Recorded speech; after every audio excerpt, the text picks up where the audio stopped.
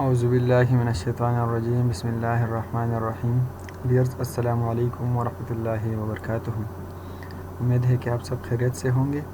Dears, आज हम KPPSC के जो ओल्ड पेपर्स है उसका सेकंड पेपर हम सॉल्व करते हैं, जो कि स्टैटिस्टिकल असिस्टेंट का पेपर है BPS 11 का। और इस पेपर की सेकंड वीडियो बनाते हैं। क्वेश्चन नंबर 17 तक जो MCQs है फर्स्ट पेज की, वो हमने ऑलरेडी एक वीडियो में अपलोड कर दी है और ये सेकंड वीडियो है इस पेपर का। तो आते हैं आज की इस क्वेश्चन की तरफ, क्वेश्चन नंबर 18 की तरफ। कहते हैं कि the life time of a car tyre is. Car का जो टायर है उसका लाइफ टाइम क्या है? कंटिन्यूस वेरिएबल है, डिस्क्रीट वेरिएबल है, रैंडम वेरिएबल है या क्वालिटेटिव वेरिएबल है? तो लाइफ टाइम की बात हो रही है तो ये हमारे पास कंटिन्यूस वेरिएबल है, क्योंकि जो कार का जो टायर है वो वक्तन बवक्तन थोड़ा थोड़ा ख़राब होता जाएगा और ये जो है जो आखिरी हद तक जब जाएगा तो इससे पहले जितने भी मराहल है उससे गुज़रता जाएगा, तभी आखिरी मराहल तक पहुंच जाएगा। तो इसलिए हमारे पास एक कंटिन्यूस टाइप का वेरिएबल है। ठीक है, क्वेश्चन नंबर 19 को देखिए। Height measurements of 50 students studying in a college. तो हाइट की बात हो रही है तो ये तो सब जानते हैं कि हाइट, वेट, टेम्परेचर, ये सब हमारे पास कंटिन्यूस टाइप की वेरिएबल है, तो इसलिए हमारे पास ऑप्शन डी जो है इसमें करेक्ट ऑप्शन हो गया।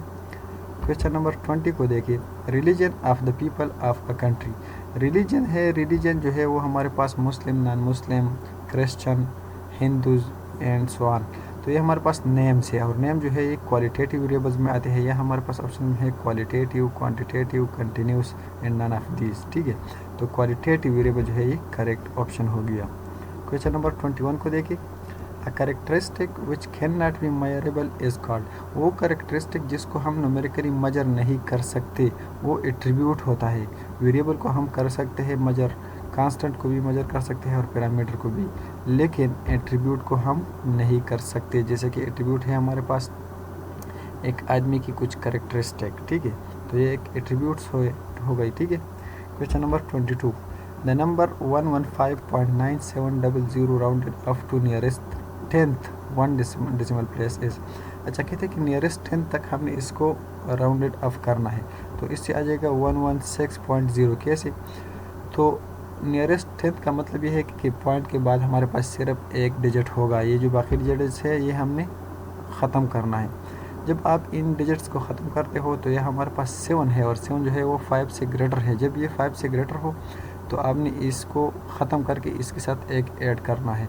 अब अगर आप 9 के साथ 1 ऐड कर लेंगे तो ये 10 बन जाएगा, मतलब इससे 1 जो है वो इस साइड पे आ जाएगा, तो ये 116.0 आ जाएगा। ठीक है, तो ये हमारे पास ऑप्शन सी जो है ये करेक्ट ऑप्शन हो गया। क्वेश्चन नंबर 23 को देखिए। The number 7.036823 rounded up to nearest 1000 the 3 decimal place is. अब इसको 3 डेसिमल प्लेस तक हमने राउंडेड अप करना है। तो 3 डेसिमल प्लेस का मतलब ये है कि पॉइंट से बाद हमारे पास 3 डिजिट्स हो, यानी 0.36 जो है इन तक लाना है। ठीक है, और ये जो बाकी डिजिट्स है इसको ख़त्म करना है। अब 8 जो है ये 5 से ग्रेटर है, तो लाजमी बात है कि हमने 8 से एक इसमें ऐड करना है, मतलब 0.7.037 आना है यहाँ। ठीक है, तो 7.036 ये है 7.063, ये भी नहीं है, ये है 7.000, ये है 7.034, ये 4 नहीं है, ये 7 है। ठीक है, ये 7 होना चाहिए, यह इन्होंने मिस्टेक कर दी है। ठीक है, तो ये 7.037 होगा, तो ऑप्शन डी इसलिए करेक्ट ऑप्शन हो गया। क्वेश्चन नंबर 24 को देखिए। इस क्वेश्चन में थोड़ा मिस्टेक्स भी है। Summation X I is equal to what if I ranges from 1। अब कहते हैं कि अगर समेशन आई 1 से स्टार्ट लेते हैं तो समेशन एक्स आई जो है वो किस चीज़ के बराबर होगी? ऑप्शन एम है x1 plus x2 plus x3 plus x4 plus x5। Option B में है x1 multiplied by x2 multiplied by x3 and multiplied by x4। Option C में है x1 plus x2 plus x3 plus x4 और option D में है x1 minus x2 minus x3 and minus x4। तो option D जो है ये minus में है, इसको तो हम क्रॉस कर लेते हैं, ये तो नहीं है, क्योंकि यहाँ समेशन है तो समेशन में ऐड होना है। ठीक है, और यहाँ मल्टीप्लिकेशन हुआ है तो ये भी करेक्ट नहीं है। अब बात हो रही है ए और सी की, इन्होंने सी ऑप्शन जो है ये करेक्ट लगाया है। अब हमने ये मालूम करना है कि सी ऑप्शन क्यों करेक्ट है। यानी कि ए ऑप्शन करेक्ट क्यों नहीं है, क्योंकि उसमें भी प्लस है सारे के सारे में, और यहाँ भी सारे के सारे में प्लस है, कोई और चीज़ तो यहाँ नहीं है। यहाँ देखिए ये भी प्लस है, ये भी प्लस है, ये भी प्लस है और ये भी प्लस है, ठीक है। तो यह दो वजूहात है हमारे पास। एक तो ये है कि I raise from 1 up to, अगर 4 तक की बात हो रही है कि 1 से लेकर 4 तक है, तो फिर भी सी ऑप्शन जो है ये करेक्ट ऑप्शन हो गया, क्योंकि 5 तक नहीं जा सकती। आई जो है वो 1 से लेकर 4 तक होना चाहिए, ठीक है। एक बात तो ये है, अगर ऐसा नहीं है, मतलब इसके लिए कोई रेंज नहीं दिया है, आखिरी लिमिट नहीं दिया है, तो फिर हमने क्या करना है, हमने ये भी सिलेक्ट करना है इसकी जगह। लेकिन इसमें मिस्टेक भी ये हो सकता है कि यह हमारे पास x जो है ये कैपिटल है, ठीक है, और सी ऑप्शन को देखिए यहाँ x1 x2 x3 और x4 सारे के सारे जो है ये कैपिटल है। लेकिन ऑप्शन ए को देखिए x1 x2 कैपिटल है, x3 और x4 जो है ये स्मॉल लेटर्स लग रहे हैं, ठीक है। तो ये भी हो सकता है, अगर इनके ये ऑप्शन जो है ये स्मॉल लेटर्स है और ये बाकी दो है जो है ये कैपिटल है, और ये सारे के सारे कैपिटल है, तो ये फिर करेक्ट हो सकता है और ये जो है ये रॉन्ग होगा, ठीक है।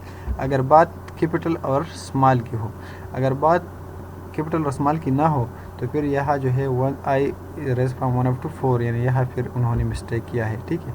तो फिर इसी वजह से ऑप्शन सी जो है ये करेक्ट ऑप्शन होगी। लेकिन शायद मुझे जो लग रहा है वो ये है कि I ranges from 1 up to 4, तो ये फिर जो है ऑप्शन सी करेक्ट होगा। Question number 25, a single value which represents the whole set of data is, वो सिंगल वैल्यू जो सारे डेटा को रिप्रेजेंट करता है, कहते हैं कि 3 और मोर हो सकते हैं, सिमिलर करेक्टरिस्टिक हो सकते हैं, डिसिमिलर करेक्टरिस्टिक और नॉन ऑफ दीज। तो एक वैल्यू अगर सारे डेटा को रिप्रेजेंट कर सकते हैं, तो इसका मतलब ये है कि इस वैल्यू में जो करेक्टरिस्टिक्स है वो इन सारे वैल्यूज़ के सिमिलर है, इसलिए ये जो वैल्यू है ये इस सारे डेटा या डेटा सेट को रिप्रेजेंट करता है, ठीक है। Question number 26, the important basis of classification, कहते हैं कि इम्पोर्टेंट बेसिस ऑफ क्लासिफिकेशन जो है ऑफ डेटा आर, डेटा के लिए जो हमारे पास क्लासिफिकेशन के बेसिक टाइप्स है वो कितने हैं, बेसिस इम्पॉर्टेंट बेसिस जो है वो कितने हैं, वो 4 है। और कौन कौन से है, वो है 4 हमारे पास जो मोमेंट्स है, मोमेंट्स μ1 μ2 μ3 μ4, ठीक है, जो फर्स्ट मीन को रिप्रेजेंट करता है, सेकंड वेरिएंस को, थर्ड जो है वो हमारे पास कार्टासिस को, और नहीं सॉरी थर्ड जो है वो स्क्यूनिस को, और फोर्थ जो है वो कार्टासिस को रिप्रेजेंट करता है, ठीक है। तो 4 हमारे पास डेटा के बेसिस है, सॉरी ये है हमारे पास इम्पोर्टेंट बेसिस ऑफ क्लासिफिकेशन, ठीक है। डेटा के इम्पोर्टेंट बेसिस ऑफ क्लासिफिकेशन जो है वो 4 है। Question number 27, data classified by geographical regions, वो डेटा जिसको हम जियोग्राफिकल रीजन के थ्रू क्लासिफाई करते हैं, तो इसको जियोग्राफिकल डेटा ही कहते हैं। ऑप्शन ए इसमें करेक्ट हो गया, ठीक है। क्रोनोलॉजिकल डेटा वो डेटा होता है जो टाइम के बेस पर हम इसको क्लासिफाई करते हैं, ठीक है। क्वेश्चन नंबर 28 को देखिए, और जियोग्राफिकल डेटा को एक और नेम भी कहते हैं, वो आपने कमेंट्स में बताना है कि उसका क्या नाम है, ठीक है। Data classified by attributes are called, जो एट्रीब्यूट्स के थ्रू हम डेटा को क्लासिफाई करते हैं वो क्वालिटेटिव डेटा होता है। यह हमारे पास क्वालिटेटिव है, क्वांटिटेटिव है, अनग्रुपेड है और जियोग्राफिकल है। तो क्वालिटेटिव डेटा जो है वो हम एट्रीब्यूट्स के बिना पर क्लासिफाई करते हैं, ठीक है। Question number 29, data classified by time of their occurrence is called chronological data, जैसे कि मैंने ऊपर क्वेश्चन में बताया कि वो डेटा जिसको टाइम के साथ हम क्लासिफाई करते हैं on the basis of time, तो उसको क्रोनोलॉजिकल डेटा कहते हैं, ठीक है। और इस क्रोनोलॉजिकल डेटा को एक और नाम भी कहते हैं, बहुत सिंपल नेम है, वो आपने कमेंट में बताना है, ठीक है। Question number 30, data classified by 2 characteristics at a time are called, जो डेटा हम 2 कैरेक्टरिस्टिक्स के बेस पर क्लासिफाई करते हैं उसको 2 वे क्लासिफिकेशन कहते हैं, ठीक है। क्या कहते हैं, 2 way classification. Question number 31, data arranged in ascending और descending order is called arrayed data, वो डेटा जिसको असेंडिंग या डिसेंडिंग ऑर्डर में हम जो है अरेंज करते हैं उसको अरे डेटा कहते हैं। ठीक है, तो अरेंज डेटा या अरे डेटा सेम होता है। ठीक है, question number 32, the process of arranging data into rose and columns is called tabulation. जो डेटा हम रोज और कॉलम्स में अरेंज करते हैं उसको टेबुलेशन कहते हैं। समझ को। क्वेश्चन नंबर 33 को देखिए, how many classes are generally used for arranging data. Data को अरेंज करने के लिए हमने कितने क्लासेस लेने होते हैं, तो इसकी एक रेंज है। ठीक है, ज़रूरी नहीं है कि हम 5 से मतलब ग्रेटर हो या 5 तक हो, ये 3 या 4 भी हो सकते हैं, लेकिन बिटवीन 5 एंड 15 अगर हो तो ये मोस्ट सुटेबल होगा। यानी मतलब इसके लिए जो स्टैटिस्टिशियन ने रेंज बताया है वो 5 to 15 होना चाहिए। ठीक है, ये हो सकता है कि 5 से लेस हो या 15 से भी ग्रेटर हो सकते हैं, लेकिन वो मोस्ट सुटेबल नहीं होंगे।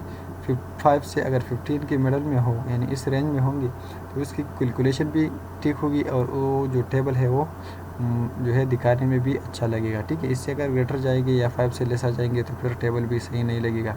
तो इसलिए बाकी इसमें कोई लॉजिक नहीं है, मतलब आप 5 से 20 ले सकते हो, 15 से ग्रेटर भी ले सकते हो। ठीक है, लेकिन यूजुअली जो हमारे पास होते हैं क्लासेस वो 5 to 10 होते हैं, 15 तक भी हम नहीं जा सकते ज़्यादातर। क्वेश्चन नंबर 34 को देखिए, the portion of the table containing row caption is called. वो कैप्शन टेबल का वो रो कैप्शन जो है वो पोर्शन जो रो कैप्शन पर होता है उसको हम कहते हैं स्टब। क्या कहते हैं? स्टब। उसको स्टब कहते हैं। मैं थोड़ा आपको दिखा रहा हूँ। ठीक है, title, stub, column caption and box head. तो स्टब वो है जो रो कैप्शन को जो है रो कैप्शन का पोर्शन होता है। टाइटल जो है ये असल में टेबल का नेम होता है। ठीक है, और कॉलम कैप्शन जो है उसको हम बॉक्स हेड कहते हैं। क्वेश्चन नंबर 35 को देखिए, the portion of the table containing column caption is called box head. ठीक है, तो ये इसका आंसर भी हो गया क्वेश्चन नंबर 35 में। डियर्स, तो आज की वीडियो में क्वेश्चन नंबर 35 तक MCQs काफ़ी है। इंशाल्लाह नेक्स्ट वीडियो में बाकी MCQs सॉल्व करते हैं। तब तक के लिए अस्सलाम वालेकुम व रहमतुल्लाहि व बरकातहू।